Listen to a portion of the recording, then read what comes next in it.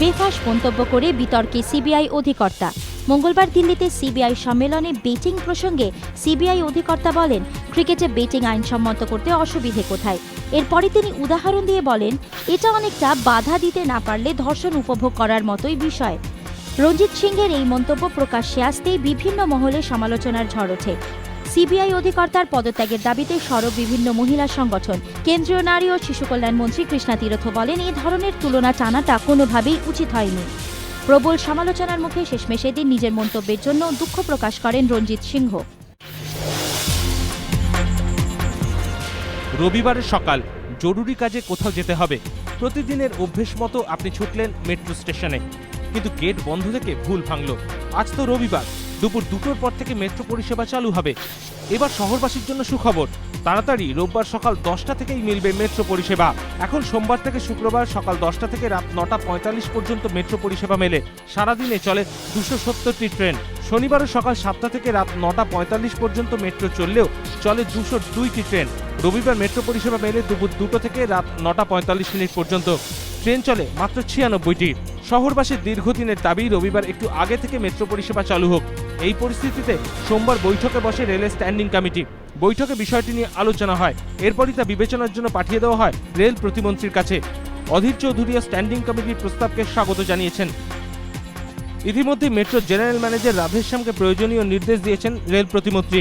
সূত্রের খবর, বড়দিনের উপহার হিসেবে সকাল 10টা থেকে মেট্রো পরিষেবা পেতে চলেছে শহরবাসী।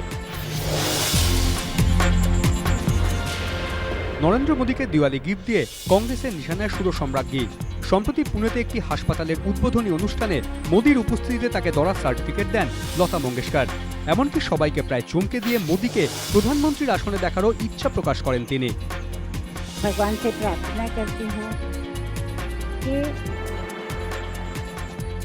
हम जो चाहते हैं, आप जो चाहते हैं कि नरेंद्र भाई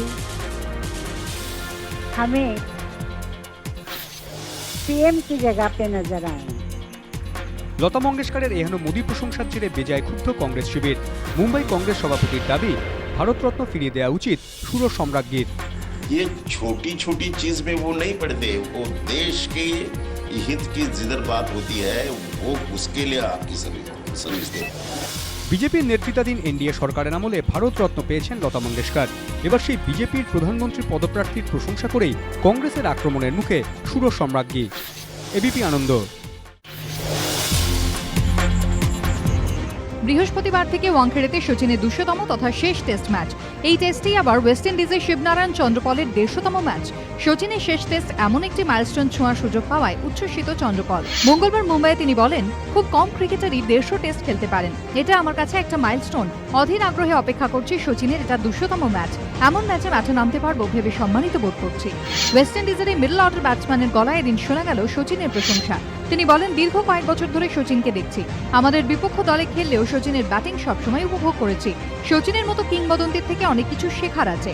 সচিন ব্যাটিং এর মাস্টার। চন্দ্রপল 28টি টেস্ট 100 রানের মালিক। গায়ানার এই বাঁহাতি ব্যাটসম্যান 1997 সালে প্রথম 100 রান করেছিলেন ভারতের বিরুদ্ধে। 5 দিনের ম্যাচে 10,897 রানের মালিক চন্দ্রপল।